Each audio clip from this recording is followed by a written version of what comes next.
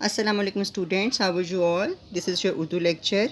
आज हम मकालमा निगारी करेंगे। अपना वर्कबुक का पेज नंबर 55 ओपन करें।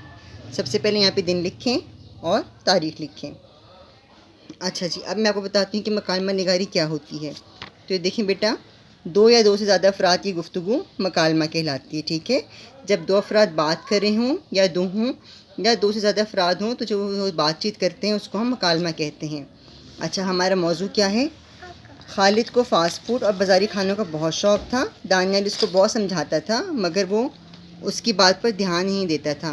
फ़ास्ट फूड और बाज़ारी खानों के नुकसानात पर दोनों दोस्तों के गुफ्तगू को मकालमे की शक्ल में लिखें। अब ये देखें, ये दानियाल है और ये खालिद है। ठीक है। अच्छा, अब मकालमा शुरू कैसे करते हैं?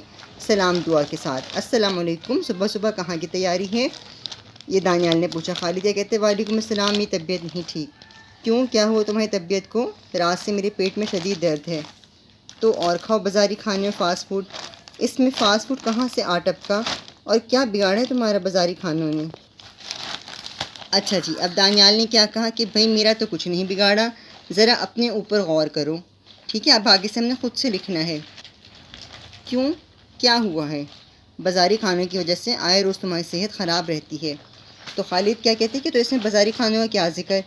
बाज़ारी खाने नाक़िस अशिया से तैयार किए जाते हैं। खालिद, रात भी मैंने बर्गर ही खाया था। हिफ़्ज़ान सेहत का सूनों ख्याल ना करने से इंसान बीमार हो जाता है।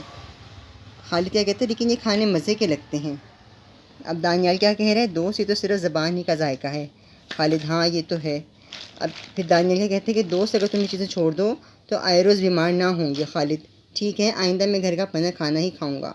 अच्छा दोस्त, अल्लाह तुम्हें सेहत दे। अच्छा दोस्त, अल्लाह हाफ़िज़। ठीक है, इस तरह आपने मकालमा करना है। इसकी डेफिनेशन ज़हन में रखनी है कि मकालमा क्या होता है। दो या दो से ज़्यादा अफराद की गुफ्तगू मकालमा कहलाती है। ठीक हो गया बेटा, आपका अच्छा काम है, इसको आपने लिखना भी है और याद भी करना है।